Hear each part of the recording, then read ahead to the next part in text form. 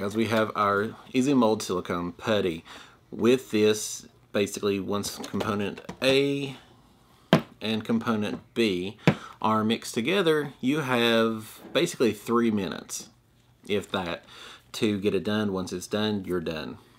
Now, with your gloves, if you use those, definitely make sure that they are sulfur free, so avoid latex and such. And that way you won't have much issue off of it. And just like with the other one, it's a putty, it's thicker. So as you see, when you first look at it, you're thinking it's going to be more liquidy, but it's not. So what you're going to see is either me making the mold that we need or failing. So as it stands, let's jump right in it.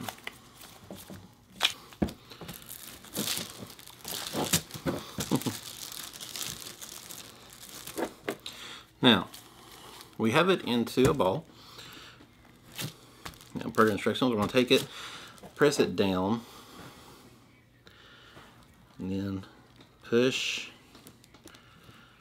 the piece we're using into it.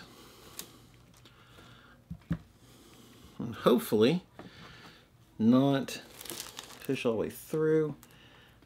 I think we might have just a little bit. So let's pop this around here. Yeah, it looks like we did. We went through just a little.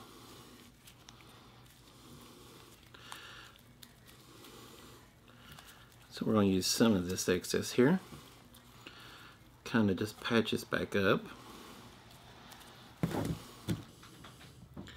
Now, like I said, we basically have 3 minutes to work with, and I can already tell it's starting to do its stuff here. Okay. Now, as you see, we took it, mashed everything up to it, took a little bit, put it on the bottom to go ahead and seal up the hole that we just punctured through where we took that and put it through. Now, this will take about 25 minutes to harden before we can touch it. So we're going to go ahead and take a break now and be back here in 25 minutes. Okay, so we've had it set our little bit of time. Go ahead and peel this one out. Now, I'm not sure you can actually see everything in it. Initially pushed through when we first did it. I have a little teeny tiny bump right here, and it does have some creases on it here. So definitely temperamental. I mean, it's actually really good putty. It's good solid for it. It's just I pushed too much through, so that became an issue. It definitely picked up all any little striations that I had from sanding and sanding and sanding, so that could have been avoided. I'm not really sure where this little bump came from though, because I did smooth it out.